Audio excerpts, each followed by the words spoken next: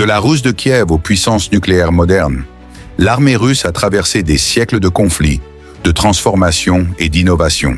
Son histoire est une saga complexe, marquée par des victoires éclatantes et des défaites cuisantes, façonnant non seulement le destin de la Russie, mais aussi l'équilibre des forces mondiales. Dans cette vidéo, nous allons explorer les moments historiques les plus marquants de l'évolution de l'armée russe, depuis ses origines jusqu'à nos jours. Les racines de l'armée russe remontent au 9e et 10e siècle, avec l'émergence des Droujinés, Droujina ou compagnie, les milices princières de la Rus de Kiev. Ces guerriers, principalement composés de slaves orientaux, jouèrent un rôle crucial dans la défense du territoire et l'expansion de la principauté.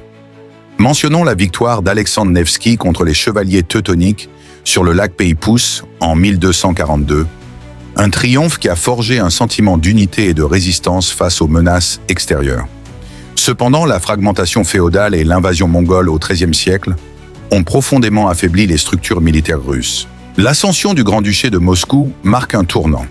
Ivan le Terrible, au XVIe siècle, met en place les premiers régiments permanents, les streltsi, et entreprend une expansion territoriale considérable.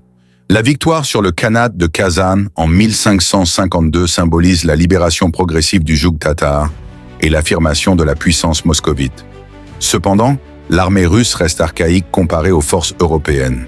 C'est avec Pierre le Grand, au début du XVIIIe siècle, que l'armée russe subit une véritable révolution. Inspiré par les modèles occidentaux, il crée une armée régulière, moderne et disciplinée, fondée sur la conscription.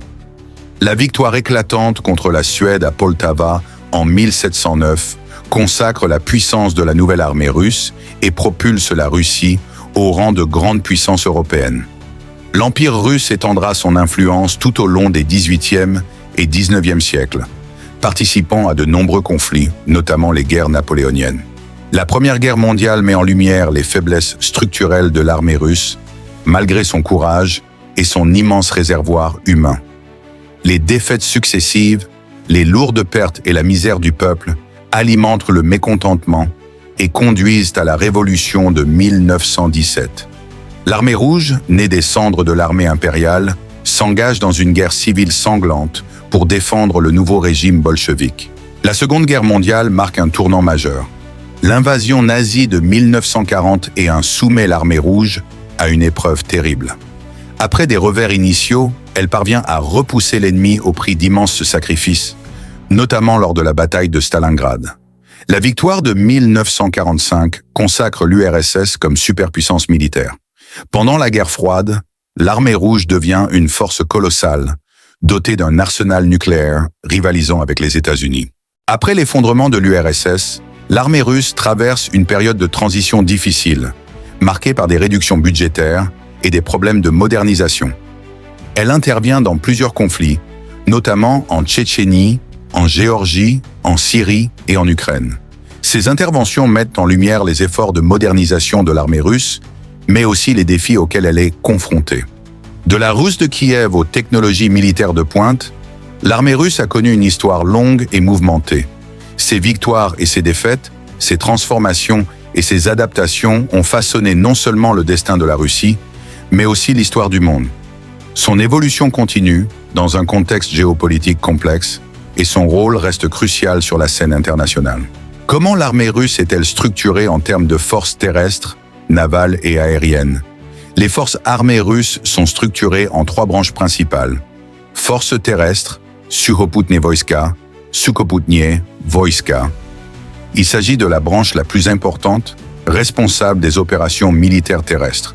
Elles sont organisées en districts militaires, armées, corps d'armée et divisions, comprenant des unités de fusiliers motorisés, de chars, d'artillerie et de missiles, ainsi que des unités spécialisées comme les forces aéroportées, VDV, et les forces spéciales, Spetsnaz. Marine, Voenno-Morskoï Flotte, Voenno-Morskoï Flotte, VMF. Cette branche protège les intérêts maritimes de la Russie. Elle comprend la flotte du Nord, la flotte du Pacifique, la flotte de la mer Noire, la flotte de la Baltique et la flottille de la Caspienne. Elle est composée de navires de surface, de sous-marins, d'aviation navale, de troupes de défense côtière et de l'infanterie de marine. Force aérospatiale, Воздушно-космические силы, Воздушно-космические силы, VKS, formées en 2015 par la fusion de l'armée de l'air et des forces de défense aérienne. Cette branche est responsable de la défense aérienne et des opérations aériennes et spatiales. Elle comprend des avions de chasse, des bombardiers, des avions de transport, des hélicoptères et divers systèmes de défense aérienne. En plus de ces 3 branches principales, il existe 2 branches indépendantes. Force de missiles stratégiques, Rakietne Wojska Strategicznego Naznaczenia, Rakietne Wojska Strategicznego Naznaczenia, RVSN. Cette branche contrôle l'arsenal russe de missiles balistiques intercontinentaux, ICBM, et est considérée comme une branche distincte en raison de l'importance stratégique des armes nucléaires. Force aéroportée, Воздушно-десантные войска, Воздушно-десантные войска, VDV. Bien que techniquement faisant partie des forces terrestres, les forces aéroportées, VDV, opèrent de manière indépendante et sont souvent déployées pour des missions de réaction rapide et d'assaut aéroporté. Il est important de noter que la structure et l'organisation de l'armée russe peuvent être sujettes à des changements et des réorganisations. De plus, il existe d'autres forces et agences paramilitaires, telles que la Garde nationale, Rosgvardia, qui contribuent à l'appareil de sécurité globale de la Russie, mais ne font pas officiellement partie des forces armées. ET pour le nombre approximatif de militaires actifs dans l'armée russe, et comment se répartissent-ils entre les différentes branches? Il est difficile de donner des chiffres précis sur la répartition des effectifs militaires russes entre les différentes branches, car le ministère russe de la Défense ne publie pas de données détaillées et régulièrement mises à jour. De plus, les estimations varient selon les sources. Cependant, on estime généralement que l'armée russe compte environ 900 000 militaires actifs en 2023. Avant la mobilisation partielle de septembre 2022, ce chiffre était plus proche de 1 million. Mais l'impact réel de la mobilisation sur les chiffres actuels est difficile à évaluer avec précision. Concernant la répartition, on peut estimer grossièrement les proportions suivantes, en gardant à l'esprit qu'il ne s'agit que d'approximations. Force terrestre constitue la plus grande branche, représentant probablement autour de 40 à 45% des effectifs totaux, soit environ 360 000 à 405 000 soldats. Forces aérospatiales comprennent une part significative des effectifs, estimée entre 20 à 25%, soit 180 000 à 225 000 personnes. Marine représente une proportion plus faible, probablement autour de 10 à 15%, soit environ 90 000 à 135 000 marins. Forces de missiles stratégiques. En raison de la nature spécifique de leur mission, les forces de missiles stratégiques comptent un nombre plus restreint de personnel, estimé à quelques dizaines de milliers, peut-être 2 à 3% du total. Forces aéroportées, VDV. Bien qu'intégrées aux forces terrestres, les VDV constituent une force d'élite distincte, avec un effectif estimé à environ 45 000 soldats. Ce chiffre fluctue et peut être sujet à des variations. Il est important de rappeler que ces chiffres sont des estimations et qu'ils peuvent varier en fonction des sources et des périodes considérées. L'opacité du ministère russe de la Défense sur ces données rend difficile une évaluation précise. L'armée russe met en avant plusieurs équipements et innovations technologiques, même si leur efficacité réelle sur le terrain est parfois sujette à débat, notamment depuis le début du conflit en Ukraine. Parmi les plus avancés, on peut citer aviation, avions de chasse, Su-57, Felon, un avion de 5e génération furtif, conçu pour rivaliser avec le F-22 et le F-35 américain. Sa production reste cependant limitée. Bombardier stratégique Tu-160M, Blackjack, une version modernisée du bombardier supersonique soviétique, capable de transporter des missiles de croisière conventionnels et nucléaires. Défense aérienne, système de missiles anti-aériens S-400 Triumph, un système de défense aérienne à longue portée, réputé pour sa capacité à engager une variété de cibles, y compris des avions, des missiles de croisière et des missiles balistiques. Système de missiles anti-aériens S-500 Prometheus, un système encore plus avancé que le S-400, conçu pour intercepter des missiles balistiques, hypersoniques et des cibles spatiales. Son déploiement est en cours. Forces terrestres, chars de combat T-14, Armata, un char de combat de nouvelle génération, doté d'une tourelle inhabitée et d'autres technologies avancées. Sa production en série est cependant confrontée à des difficultés. Missile anti-char Cornet, un missile guidé anti-char, réputé pour sa précision et sa puissance de feu. Forces navales, sous-marins de classe Borei, des sous-marins nucléaires lanceurs d'engins, SNLE, modernes, équipés de missiles balistiques intercontinentaux, Bulava, frégates de classe Admiral Gorchkov, des navires de surface modernes, équipés de missiles de croisière calibre. Missiles hypersoniques, Avangard, un véhicule de planeur hypersonique capable de transporter une ogive nucléaire et de manœuvrer dans l'atmosphère pour éviter les systèmes de défense anti-missiles. Missile hypersonique, Kinjal, un missile air-sol hypersonique lancé depuis des avions MiG-31K.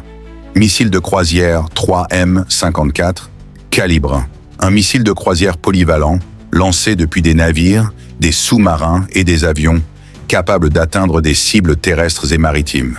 Missile balistique intercontinental, RS-28 Sarmat, Satan II. Un missile balistique intercontinental lourd conçu pour remplacer le R-36M de Voïvoda, Satan. Il est important de noter que la Russie investit également dans des domaines comme la guerre électronique, la robotique militaire et l'intelligence artificielle. Cependant, l'efficacité réelle de ces technologies sur le champ de bataille et leur niveau de déploiement opérationnel reste souvent difficile à évaluer avec précision. L'information disponible publiquement est souvent biaisée par la propagande des deux côtés.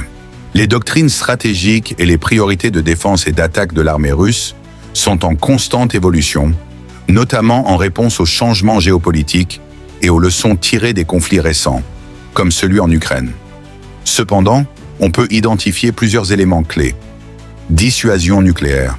La dissuasion nucléaire reste au cœur de la doctrine militaire russe.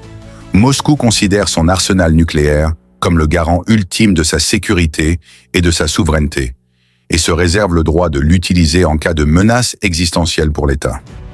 Défense du territoire et des intérêts nationaux. La Russie accorde une grande importance à la défense de son vaste territoire et de ses intérêts nationaux, y compris l'accès aux ressources naturelles et les routes commerciales stratégiques. Cela se traduit par un déploiement important de forces le long de ses frontières et une présence militaire accrue dans des régions clés comme l'Arctique. Guerre hybride. La Russie a démontré sa capacité à mener des opérations de guerre hybride, combinant des moyens militaires conventionnels et non conventionnels, tels que la désinformation, la cyberguerre et les opérations d'influence. L'objectif est de déstabiliser les adversaires sans recourir à une confrontation militaire directe à grande échelle. Modernisation des forces armées. La Russie investit massivement dans la modernisation de ses forces armées en se concentrant sur le développement de nouvelles armes et technologies, comme les armes hypersoniques et les systèmes de défense aérienne avancés. L'objectif est de maintenir un avantage militaire technologique sur ses rivaux potentiels. Projection de puissance. La Russie cherche à projeter sa puissance militaire au-delà de ses frontières, notamment en intervenant dans des conflits régionaux comme en Syrie.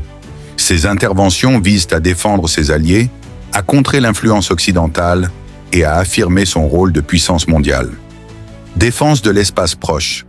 La Russie considère l'espace comme un domaine stratégique crucial et investit dans des capacités anti-satellites et de défense spatiale. L'objectif est de protéger ses propres satellites et de contrer les capacités spatiales des adversaires. Priorité d'attaque.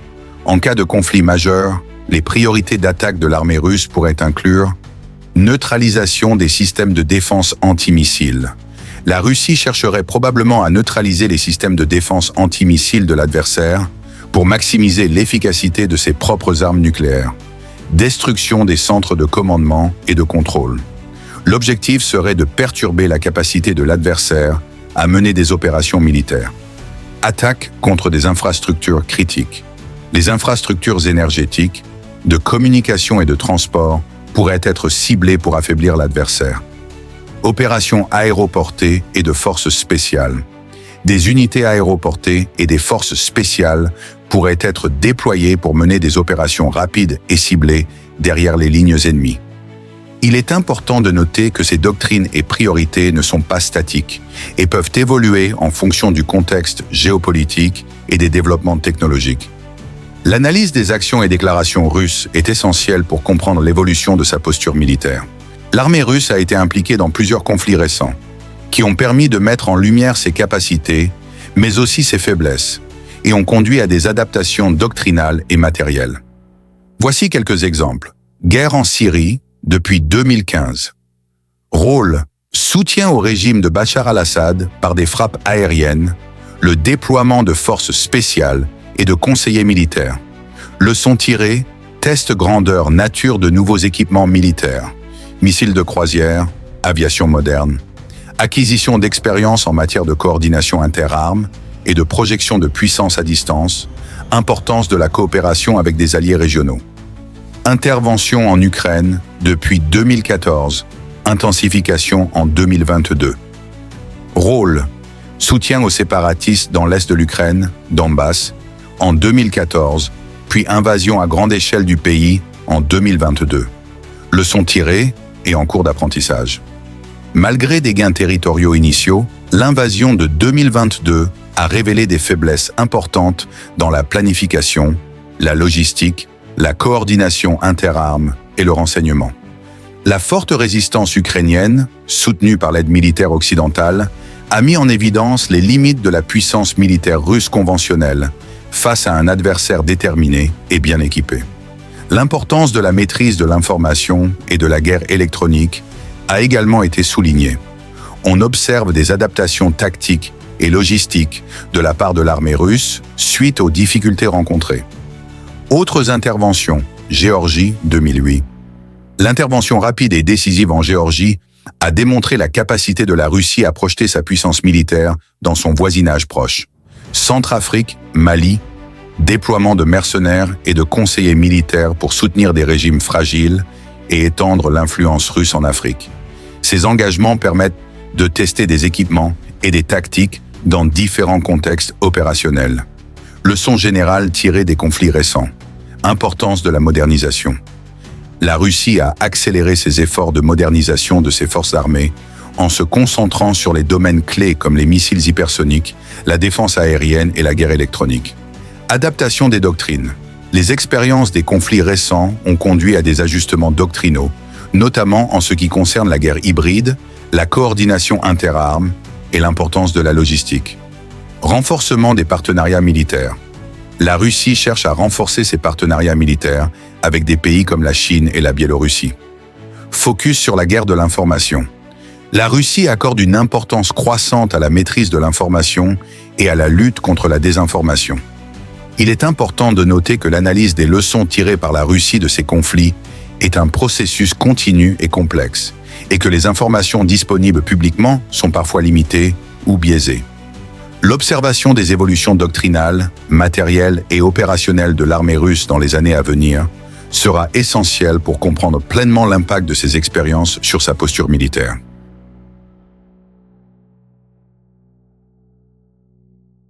L'interaction de l'armée russe avec les forces militaires d'autres pays est complexe et varie en fonction du contexte géopolitique et des relations bilatérales. On peut identifier plusieurs aspects clés: alliances et partenariats militaires, organisation du traité de sécurité collective, OTSC. L'armée russe joue un rôle central au sein de l'OTSC, une alliance militaire régionale regroupant plusieurs anciennes républiques soviétiques, Arménie, Biélorussie, Kazakhstan, Kirghizistan, Tadjikistan. Des exercices militaires conjoints sont régulièrement organisés et la Russie fournit une assistance militaire et technique à ses alliés au sein de l'OTSC. L'intervention de l'OTSC au Kazakhstan en janvier 2022 illustre cette coopération. Coopération avec la Chine. La Russie et la Chine renforcent leur coopération militaire, notamment par des exercices militaires conjoints et des échanges technologiques. Cette coopération vise à contrebalancer l'influence américaine et à promouvoir un ordre mondial multipolaire. Partenariat avec d'autres pays, la Russie entretient des partenariats militaires avec divers pays, notamment l'Inde, la Syrie, l'Iran, le Venezuela et plusieurs pays africains. Ces partenariats se traduisent par des ventes d'armes, des programmes de formation et des exercices militaires conjoints. Zone de tension géopolitique. OTAN. Les relations entre l'armée russe et l'OTAN sont tendues, notamment depuis l'annexion de la Crimée par la Russie en 2014 et l'invasion de l'Ukraine en 2022. L'OTAN a renforcé sa présence militaire en Europe de l'Est et mène régulièrement des exercices militaires à proximité des frontières russes. La Russie perçoit l'expansion de l'OTAN comme une menace pour sa sécurité et a mis en garde contre les conséquences d'une adhésion de l'Ukraine à l'Alliance. Ukraine. Le conflit en Ukraine est la principale zone de confrontation directe entre l'armée russe et les forces armées d'un autre pays. La Russie a déployé des troupes et du matériel militaire en Ukraine et des combats intenses ont lieu sur le territoire ukrainien. Arctique. La Russie renforce sa présence militaire en Arctique, une région riche en ressources naturelles et d'importance stratégique croissante. Cette militarisation de l'Arctique crée des tensions avec d'autres pays riverains, notamment les États-Unis, le Canada et la Norvège. Autre forme d'interaction, vente d'armes. La Russie est un important exportateur d'armes et ses équipements militaires sont utilisés par de nombreux pays à travers le monde. Ces ventes d'armes contribuent à l'influence géopolitique de la Russie. Programme de formation. L'armée russe dispense des programmes de formation à des militaires étrangers, notamment dans le cadre de ses partenariats militaires. Opération de maintien de la paix. La Russie participe à des opérations de maintien de la paix sous l'égide des Nations Unies et d'autres organisations internationales. L'interaction de l'armée russe avec les forces militaires d'autres pays est un élément clé de la politique étrangère et de sécurité de la Russie. Elle reflète les ambitions de Moscou sur la scène internationale et sa volonté de défendre ses intérêts nationaux. Cette interaction est également source de tensions et de rivalités, notamment avec l'OTAN et les États-Unis. Si cette vidéo vous a inspiré, n'oubliez pas de vous abonner, de liker et de partager vos réflexions dans les commentaires. Merci et à très bientôt pour une nouvelle exploration captivante.